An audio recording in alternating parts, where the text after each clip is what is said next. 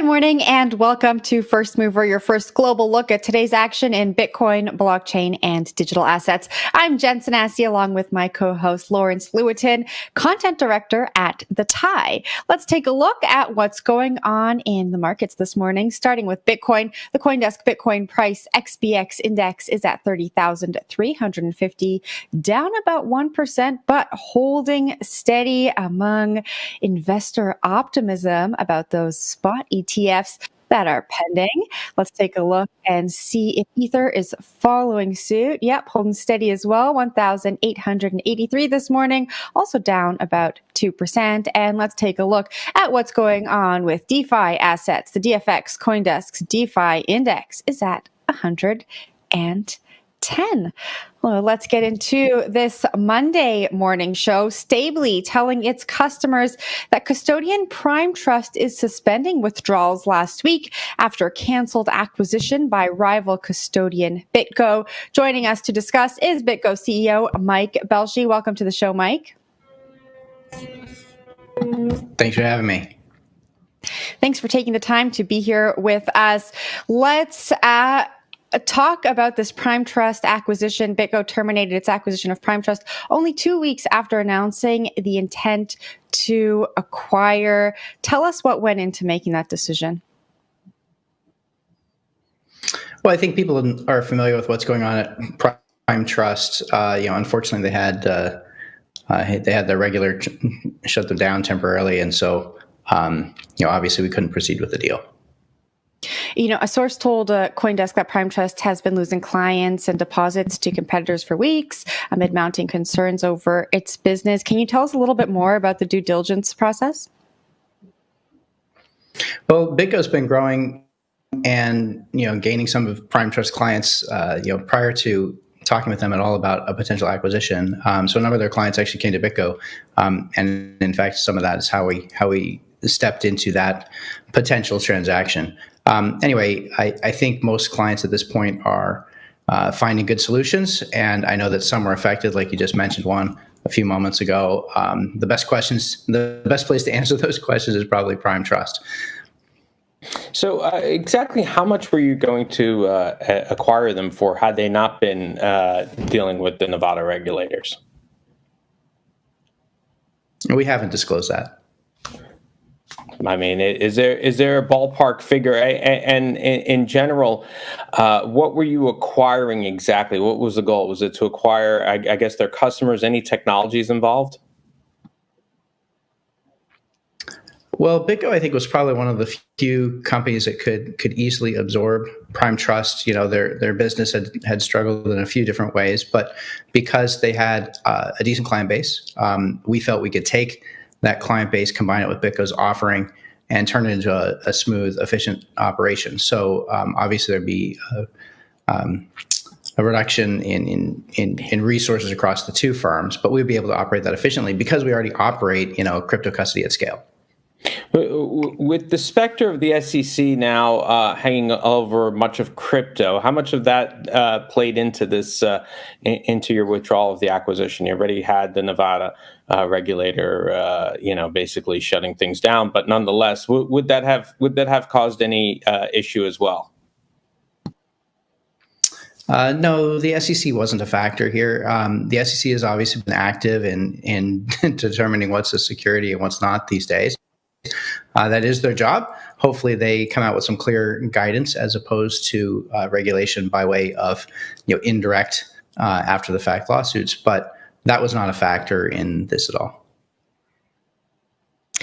Any plans for any other acquisitions?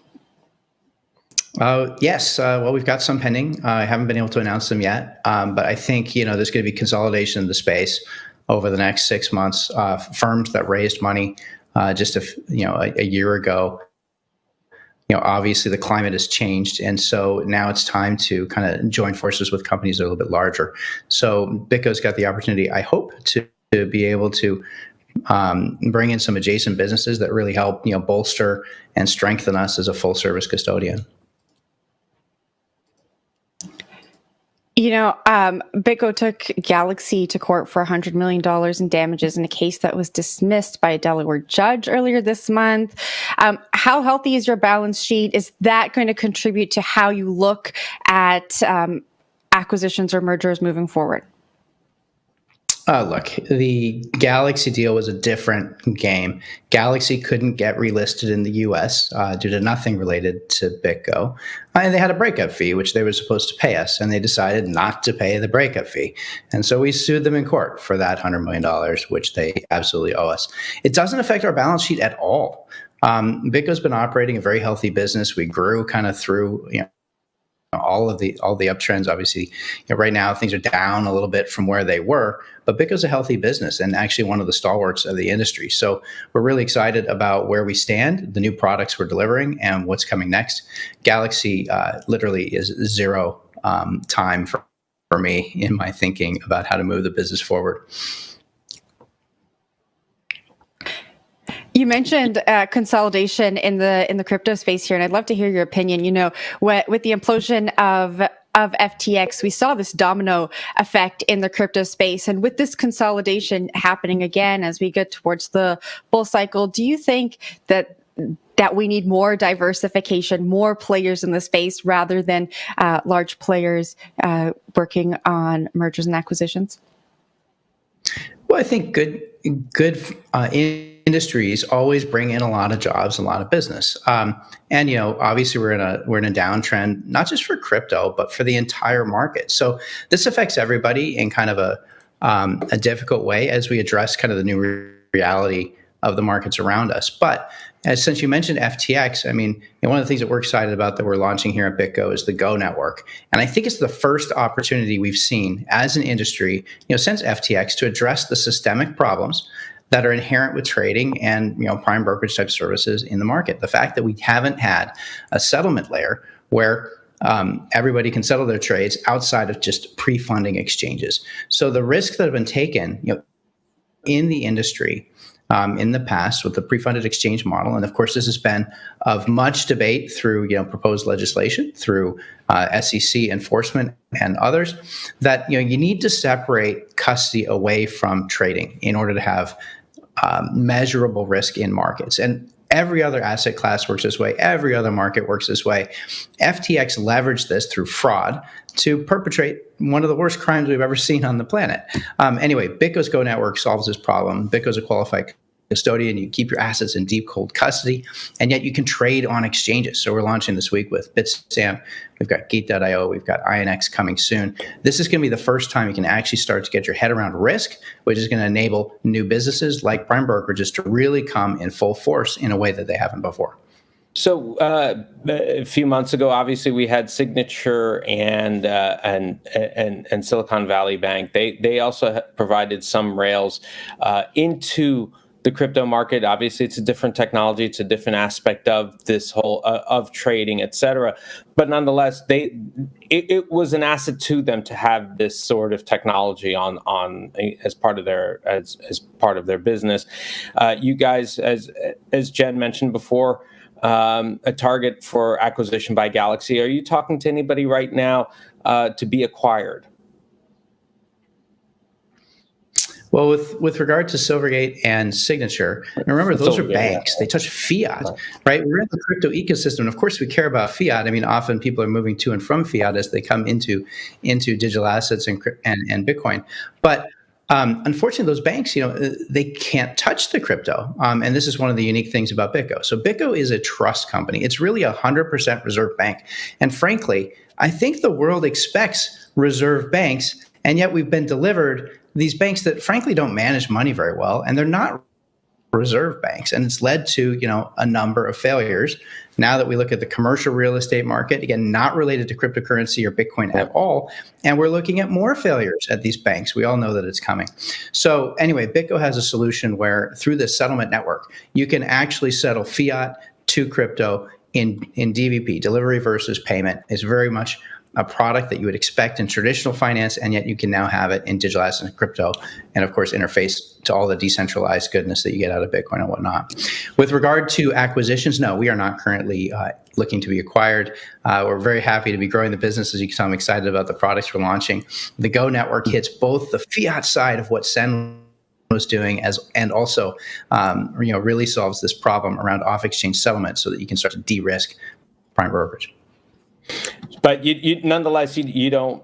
You might not be currently marketing yourself, but have you received any offers to be acquired besides Galaxy, obviously? Well, they come from time to time, and like right now the markets are down, so we have a good business, and I think most people that have a good business aren't interested in selling. We're on the other side right now. We would actually like to be acquiring through growth and strength, and as we come onto the other side of this market, BitGo's going to emerge as a very strong player. What do you think the getting back to the question of the SEC and getting back to the question of regulation, what do you see the custodial market looking like in the next 3 years? Well, I think the regulatory pressure is going to continue to keep out the traditional firms and the innovators, those that are able to provide a high level of technology to the product line, are going to emerge as larger. And BitGo has been a technology company from our inception. We're not a bank by design. We're actually technologists. I spent my 30-year career all in technology prior to digital assets. So the regulatory overlay on top of the industry is really holding out some of the traditional players. To be honest, it's unfortunate. We really like all of the traditional players to be able to participate in digital assets. It's the number one thing that regulators could do to help make the markets stable. But unfortunately, I don't think it's going to happen. Any jealousy that iShares named Coinbase as their custodian in the potential ETF that they filed? There's got to be a little bit of jealousy. Sure, we're competitors, right? So, but don't call it all just done and wrapped up. BitGo is involved in a number of these conversations as well. Coinbase is a public company. It's got a very healthy balance sheet, so they do get some of those first movers. But we'll see as the climate emerges. I think you're going to have to separate out custody from trading. I mean, at the end of the day, the NASDAQ, NYSE, these are not custodians; these are exchanges. Coinbase is going to have to choose which side of the fence they want to be on. And BitGo's here doing a whole bunch of business that you don't always see because we're kind of the brand behind the brand. Larry Fink has your phone number? Yes, he does.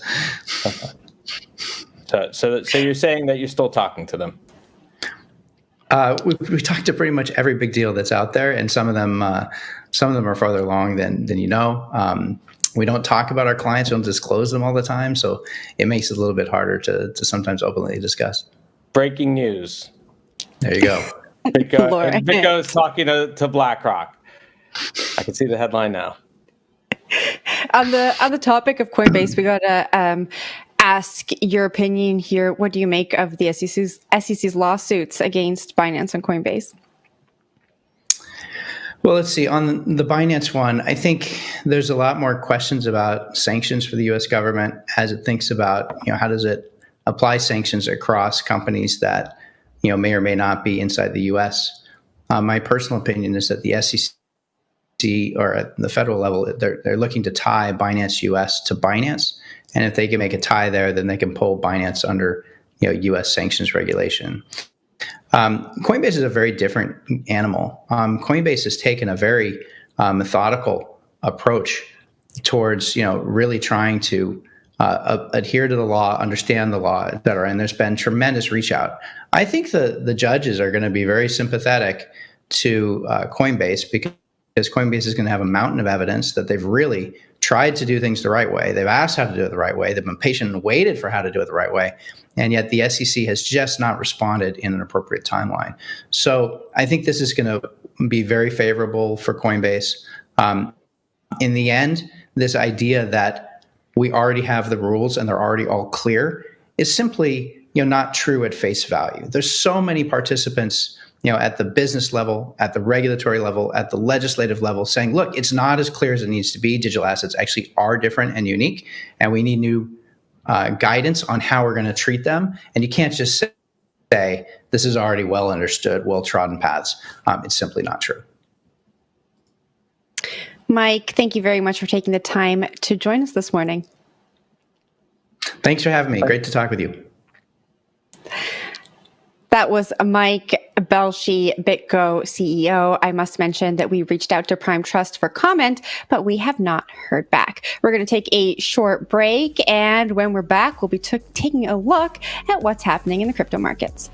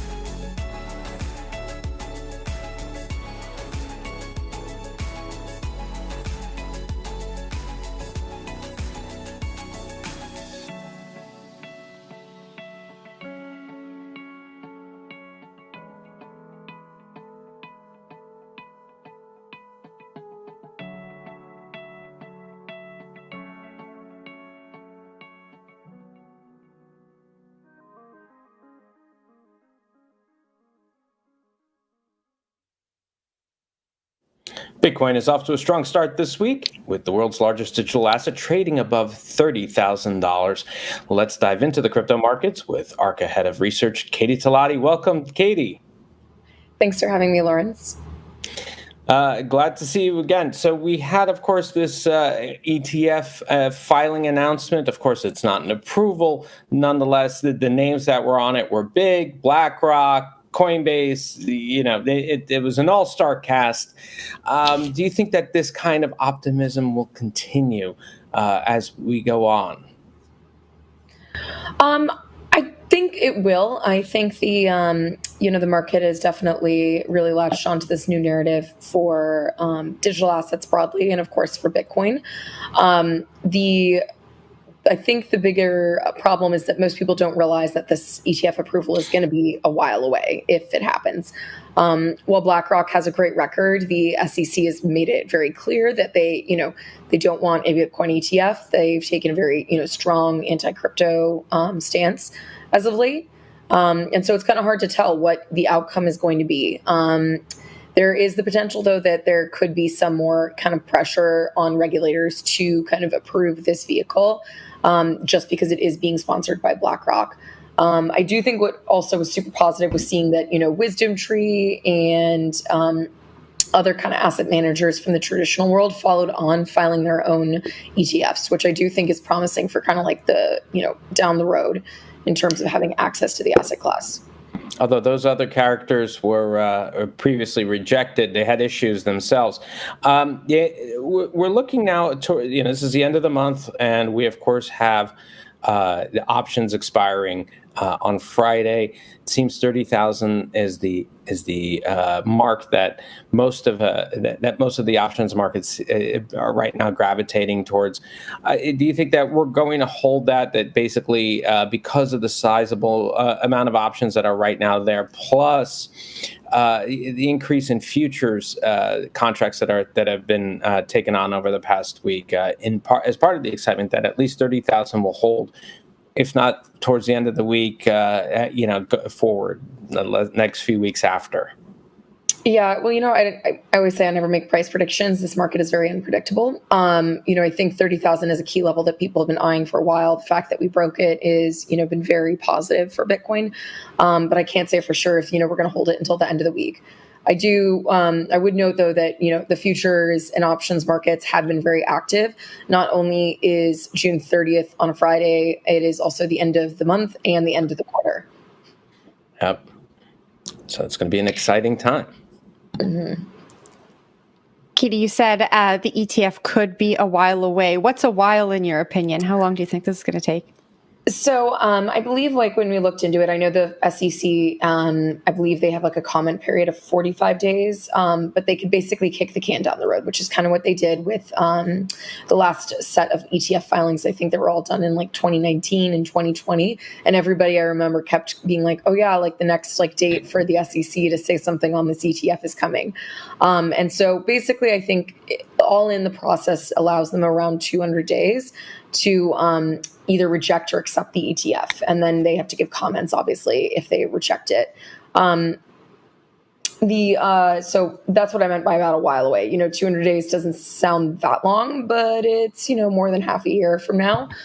So, if we do get kind of any type of an approval, I would expect it probably to be around next year. Let's move off to Ether now. You noted that last week a developer proposal in Ethereum included changes to Ethereum's maximum validator balance from 32 ETH to over 2,000. What do you think this means for the price of ETH? So this really shouldn't have an effect on the price of ETH necessarily. The proposal specifically is kind of aimed at increasing network throughput and kind of efficiency on the network right now. So the way that Ethereum works is that because we have a proof of stake blockchain, validators are only able, or anybody who's running any type of node on the network, you need a minimum and a maximum of 32 ETH. If you stake more than 32 ETH per node, you're not going to earn any additional rewards on top of that. That was purposely kind of a parameter put in place in order to kind of increase decentralization, which a lot of people were for at the time. Now what's happened, right, is that we've had a lot of staking pool providers basically running and setting up nodes. And because of that, they're staking a large majority of the Ether that's being staked on the network. For example, Rocket Pool, Lido, Coinbase, they all have these staking programs. And it's kind of inefficient that they are running thousands of nodes themselves when it's all the same entity. And it's basically kind of slowing down the network. So developers have been toying with the idea of increasing that maximum Ether staked amount in order for those kind of specific players to be able to just combine their Ether and have faster confirmation and faster communication between nodes. What are the odds it gets approved? It seems like a long shot. It is a long shot. Obviously, there's a lot of debate involved, right? Because, most people are well, why would we have allowed these pool providers in the first place to gain such dominance? A lot of people are well, this is counter to decentralization.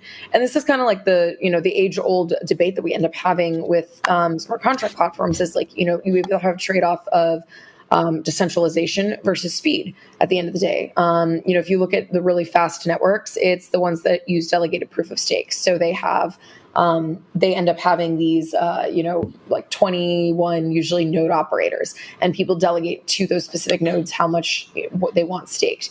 And as a result, there's only 21 nodes. So the network runs super fast. But they're not considered as decentralized as, say, Ethereum, which has thousands and thousands of nodes on a more vast network. Katie, thank you very much for joining us this morning. You're welcome.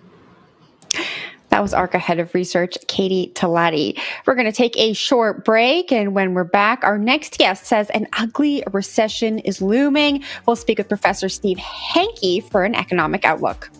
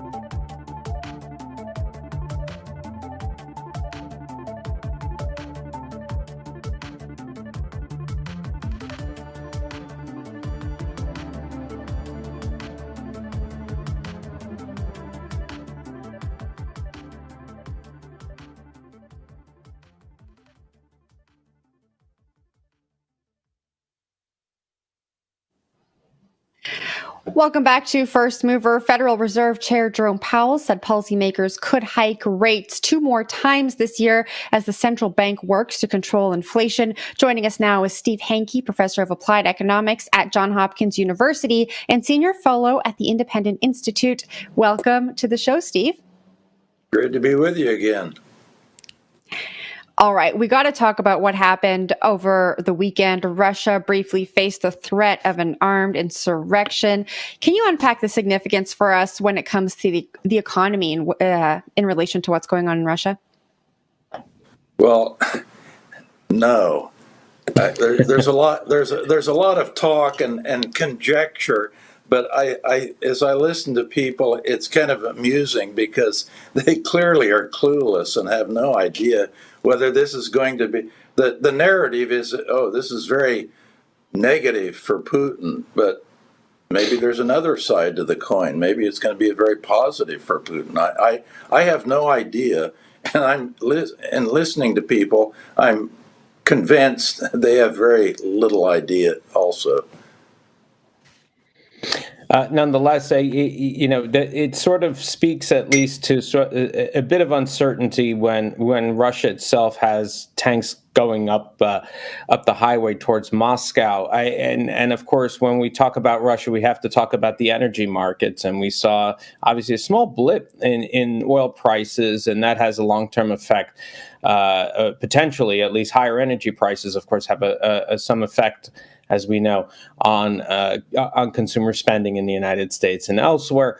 Do you think that if there is prolonged uncertainty with Russia, already now we're a year into this war, we had obviously some embargoes put in place, et cetera, that this would cause long-term sort of let's say an extra bump in interest rates, if you will, that a little bit of a stifling of the economy as it goes on?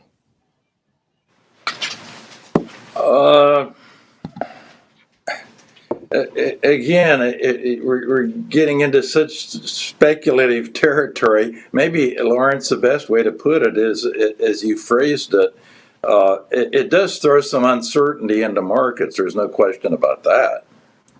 And that gets that does get priced in. So, speaking of that I'm sorry. No, that's I agree with you. It does throw uncertainty into the market, but how much and actually how it gets priced in, I'm not really very clear about that. So I really have very little to offer. That's all right. Well, I on the domestic front, of course, we've seen over the past few months that the higher interest rates have caught some of the local banks, the regional banks off guard. They apparently didn't know that could happen, and their bond portfolios were set up for, with high duration. And we also now are seeing a bunch of commercial mortgage-backed securities coming due, mortgages coming due, which will affect the CMBS market at a time when vacancies are higher than pre-pandemic level. Obviously, fewer people coming back to the office, fewer people wanting to rent commercial real estate, and high mortgage rates kind of scaring off potential buyers because it raises the hurdle rate. Do you think that all of these factors are going to accelerate a recession by, let's say, Q4? Yes, I do, because the nub of the problem here that most people aren't focused on, and you almost see nothing about it even in the financial press, is that the money supply is contracting. And we've never seen a contraction like we have at present since 1938. So it's a very unusual situation where you have year over year broadly based money supply measured by M2 contracting by 4.6% year over year. And the biggest contribution, by the way, to M2 is banks. Banks produce most of the money. Deposits at banks account for 82.5% of all M2. And the banks are reining things in. The contribution of banks is only growing at about 1.7% year over year. That's a very slow rate of growth. And if you look at the 3-month annualized rate, it's down a negative 4.5%. So we've got broad money contracting in an unprecedented way. And the biggest engine for that and contributor are commercial banks, and they're slowing way down. And you mentioned the Silicon Valley and the other two banks that went down, banking problems. And the reaction from Washington is that they want to increase the capital asset ratios of the banks. They want to recapitalize the banks, force them to recapitalize. Now, this is very disinflationary, and it really puts a squeeze also on credit. So that's why I think we're headed for a recession. Probably we'll see it coming last quarter or first quarter of next year, and it could be fairly severe. Usually, Lawrence, there's a lag of between 6 and 18 months between changes in the money supply and economic activity. And the peak of the money supply, M2, was in July of last year. So we're kind of in the zone where things could start slowing down fairly fast. Do you think the Fed was prepared for it itself? Do you think that knowing that they were raising rates like this, and knowing that it was going to put pressure on banks to slow down their lending and to cut back what they were doing and cut back on credit, do you think that they had an intention of potentially causing a collapse, at least, or some sort of disbalance, if you will, in the real estate market, similar to what we had in 2008, where we had, granted, it was a different story back then, a slightly different story, but nonetheless, it was a real estate catastrophe, of course, which accelerated a financial crisis. Do you think that they sort of know that there could be that risk coming up? I don't think they know what they're doing. They are not following the quantity theory of money. They're not watching the money supply, and they have said they aren't. Powell has repeatedly said that changes in the growth in the money supply have very little connection to economic activity, which is complete rubbish. But he keeps saying this over and over again. And if you read the press, now remember, they didn't anticipate inflation. They goosed the money supply in 2020, 2021. We got, of course, with a usual lag, a lot of inflation. And now the inflation's coming down because, again, with a lag, we have this contraction in the money supply. But if you read the press, what's in the press? The press is, now, instead of inflation being temporary, which they gave us all a propaganda about that initially, now they say it's persistent. It's going to be with us forever, and we're going to have a big fight on our hands to get it down. If you read, even last week, the BIS came out with a big report indicating that the world is in the grips of inflation. It's going to be very hard to wring it out of the international economy. And if you read all the newspapers, that's all they're talking about. But they talk about, Lawrence, non-monetary causes of inflation. Inflation is always caused by changes in the money supply, every place. But what do you read in the paper? They come up with one more non-monetary explanation for inflation almost weekly. You know, Beyonce is causing inflation in Sweden. I hope you read about that. I have not yet, but yeah, well, I wouldn't. I would accept. It was in the front page of the Financial Times last week. Professor, we have to ask you, you tweeted back in May that Bitcoin is a bubble, it has no inherent value, and is terribly overpriced. Has your mind changed given that BlackRock, the largest asset manager, has filed for a spot ETF? No, it hasn't changed. I didn't say. I don't think I said it was a bubble. I said it was a highly speculative asset. Which, listening, even Katie. Now Katie's clearly an expert. You just had her on, and knows what she's doing. And you ask her about a forecast, and she wouldn't give you a forecast because she's smart enough to say that it's volatile. It's an asset class that's highly speculative. I agree with Katie.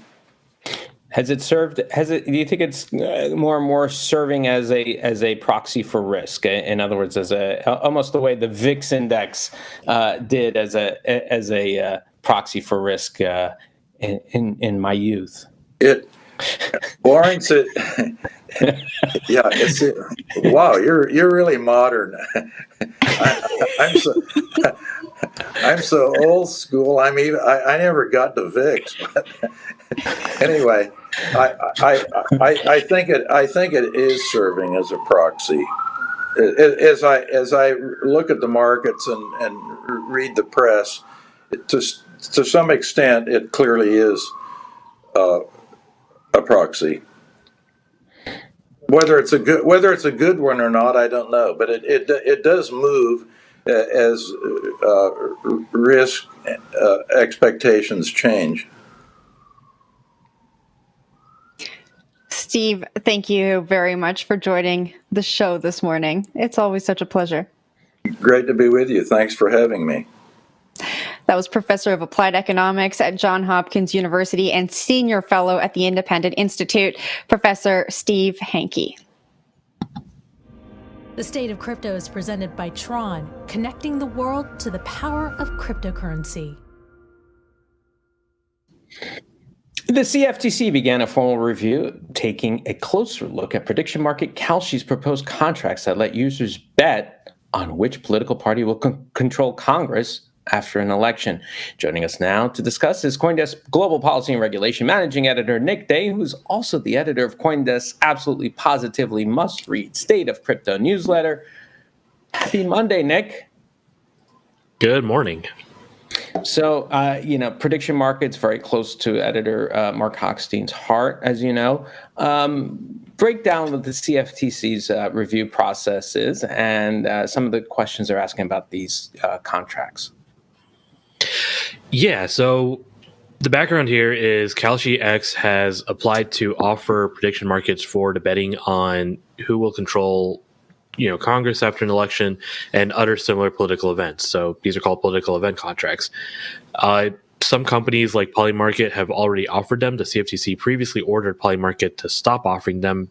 Basically, it comes down to, there's a question of whether or not it's gaming under CFTC definitions and how exactly those kinds of contracts should be regulated. Now, Kalshi applied for this type of contract a while back. There was even, I think, a betting pool or something on whether or not it would be allowed to offer these contracts in time for the 2022 election in the U.S. Obviously, it did not secure that permission. Basically, right now, what it's trying to do is get a modified form through the CFTC's review. The CFTC was originally scheduled to hold an open meeting to discuss it and kick off a meeting today, but what they ended up doing was on Friday night, they launched that 90-day review. There will be a decision at the end of the 90 days, and in the meantime, there is a 30-day comment period. The CFTC is asking for public input on whether or not this is gaming, how it's defined, how the CFTC should look at it, whether there are any other CFTC rules that might be violated by allowing these contracts, and so forth. So you think we'll have it before the election? Mark wants to know, I'm sure. We'll have a decision. What that decision will be, I think it's up in the air. And what impact do you think the CFTC's decision is going to have, Nick? Obviously the interest for the crypto community is there have been efforts at creating, prediction markets in crypto using crypto tokens. I think FTX had a pretty famous one where you could bet on different outcomes and, buy tokens, corresponding to the results of some of these election options. Whether or not KALASHI'S is allowed to operate, I think will be a bit of a sign for crypto industry participants that are also looking to do this. I tried to buy a contract on FTX getting bankrupt, so I couldn't find it on FTX. Go figure. That was CoinDesk Global Policy and Regulation Managing Editor Nick Day. And don't forget to sign up for the State of Crypto newsletter on CoinDesk.com. That's it for First Mover. I'm Jen Sanesi. Thank you to my co-host, Lawrence Lewitton. Lawrence, I hope you have a very happy Monday north of the border. You are in my home country, and I love it. Smells like smoke here. It just smells like smoke and burning tires. I mean, this is just like New York 1977, which I remember. And it just has the exact same smell. God bless you people. I don't know how you handle it in Canada. Well, we hope you have a happy Monday as well. We'll be back tomorrow at 9 a.m. Eastern Time. In the meantime, you can catch the hash right here at noon. You're watching CoinDesk TV.